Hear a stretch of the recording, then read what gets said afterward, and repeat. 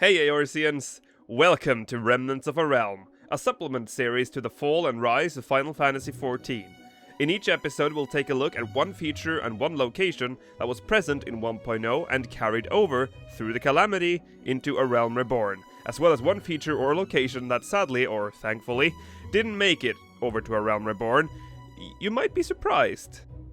Now allow me to quickly explain how this series will work. This series will be supplementing the first 5 episodes of the Fall and Rise series together with Chronicles of a Realm.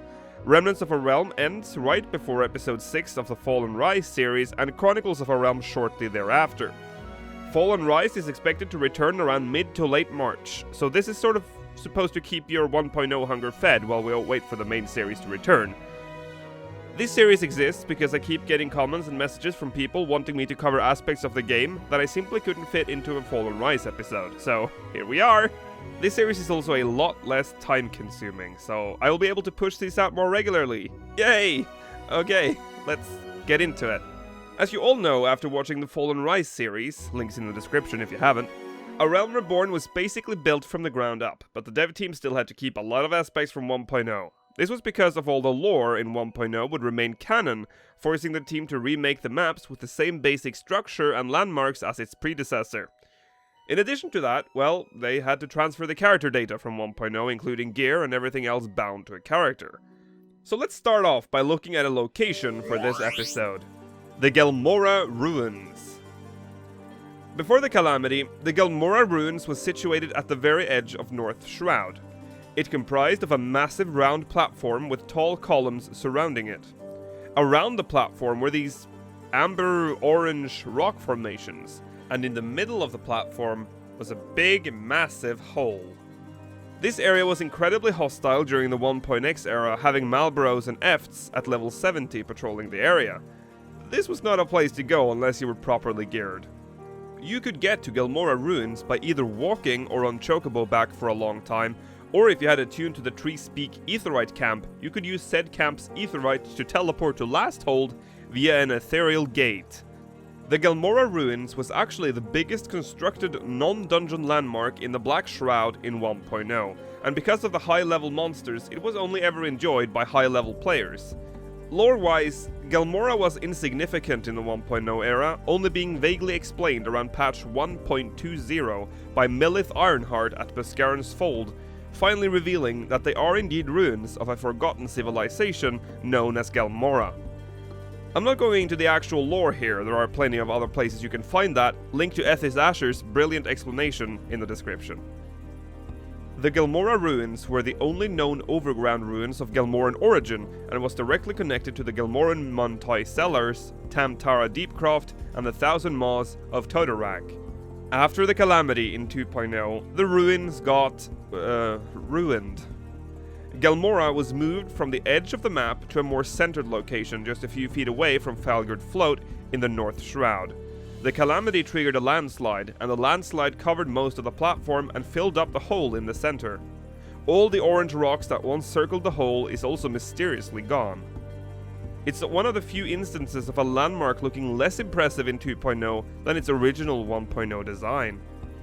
Despite the ruins still looking somewhat impressive, the ruins remain insignificant to this day, with little to no content connected to the ruins.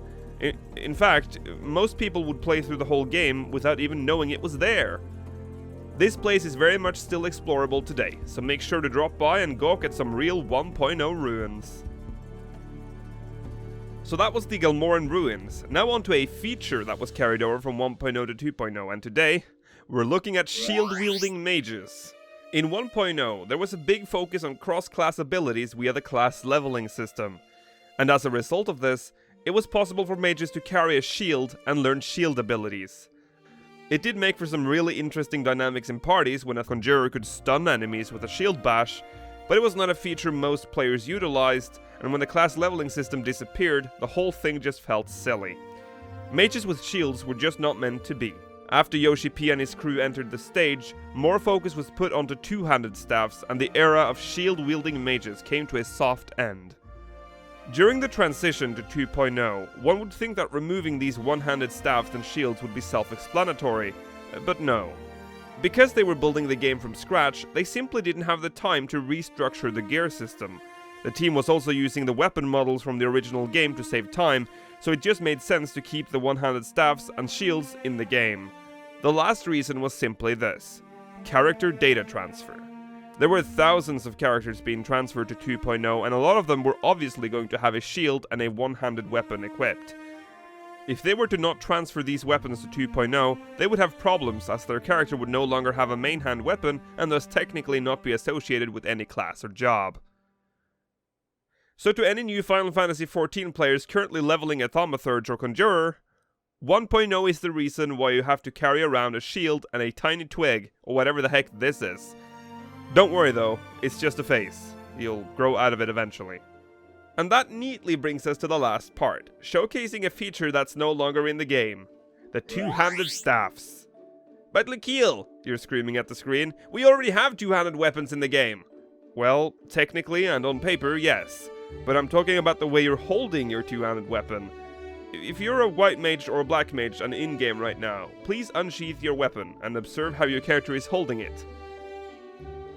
Not exactly two-handed, now is it? In 1.0, the weapons were actual two-handed weapons and your character would therefore hold it with two hands.